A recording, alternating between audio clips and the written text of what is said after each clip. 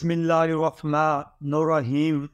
मेरे प्यारे मुसलमान भाइयों व नाज़रीन कराम, हज़रत शेख बहाउद्दीन ज़करिया मुल्तान वाले ये हिंदुस्तान में सिलसिला सोहरवर्दी सिलसिला के ये सबसे पहले ये बुज़ुर्ग हैं जिनकी मुल्तान में आमद हुई।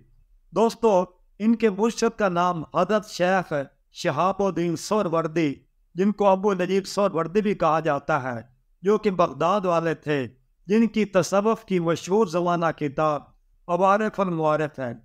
मेरे दोस्तों और भाइयों, हज़रत बहाउद्दीन ज़करिया रहमतुल्लाह अलैह जब अपने मुर्शिद के पास फैज़ हासिल करने बगदाद तशरीफ़ ले गए, तो जब आप तशरीफ़ ले गए तो उस वक़्त हज़रत शेख शहाबुद्दीन सोहरवर्दी के खानकाह में सैकड़ों मुरीद रह रहे थे, जो कि सालहा पुराने थे।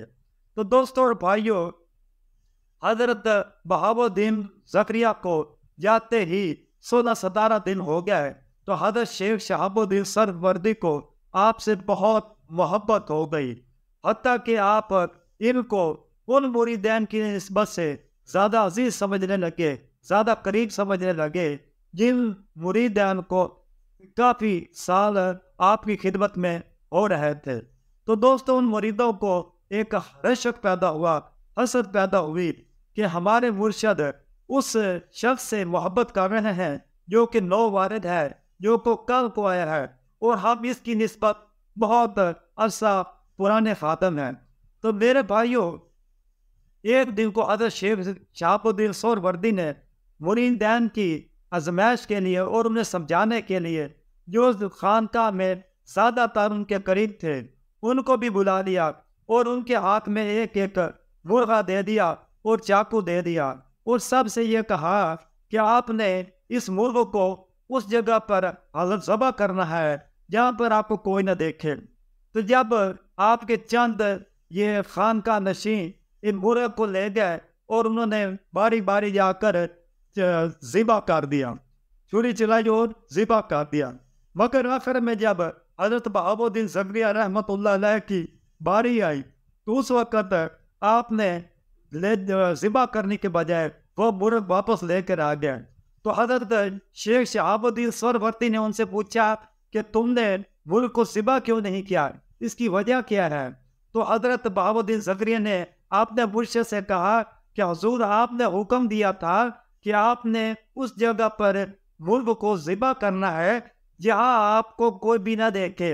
हुज़ूर, अल्लाह तबारक तआला की ज़ात तो हर कहीं मौजूद है, जो को देख रही है।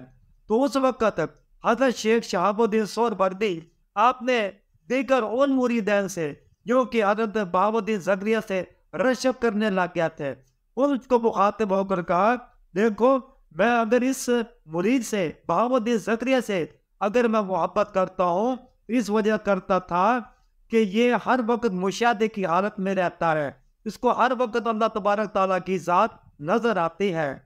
इसने जो मुर्गा ज़बह नहीं किया, उसकी ये वजह थी कि इसको मेरे कौल की खूब समझ आ गई थी कि उस जगह ज़िबा करना जहाँ तुम्हें कोई भी ना देखे। तो मेरे इस मुरीद को हर तरफ अल्लाह ताला की ज़ात नज़र आ रही थी, इसने इस वजह से मुर्ग को ज़िबा नहीं किया।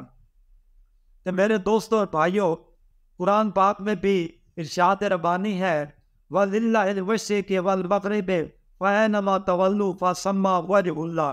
मशरिक़ व मग़रिब सब अल्लाह तबारक तआला के हैं। फ़अयनमा तवल्लू, पर जिस तरफ तुम अपने चेहरे को फेरोगे, फ़सम्मा वजहुल्लाह, तुम अल्लाह तबारक तआला को ही पाओगे।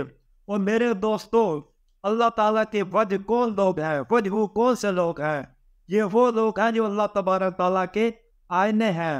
अल्लाह तबारक तआला एक हकीकत है, इंसान उसका आईने मुजाजी आईना है।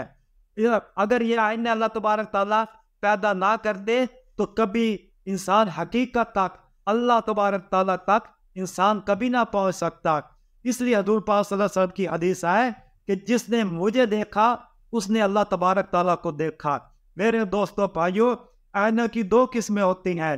एक आईना वो होता है जो साफ और शफाफ होता है, जब सूरज की किरणें पर सामने पड़ती हैं तो साफ उसकी किरणें हमारी आंखों के साथ टकराती हैं और हमें मालूम होता है कि ये साफ शफाफ आईना है।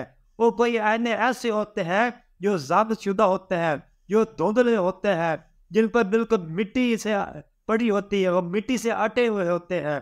जब उन पर सूरज की रोशनी पड़ती है तो वो रोशनी हमारी आंखों के साथ मुनक्किस नहीं होती। इसलिए दोस्तों भाइयों, औलिया कराम और अंबिया कराम और आइमा कराम और मुकद्दस हस्तियां अल्लाह तबारक ताला की ज़ात के मसर और आईना है। इसलिए हमें यह समझना चाहिए कि औलिया अल्लाह ये अल्लाह तबारक ताला की एक खास निशानियां है।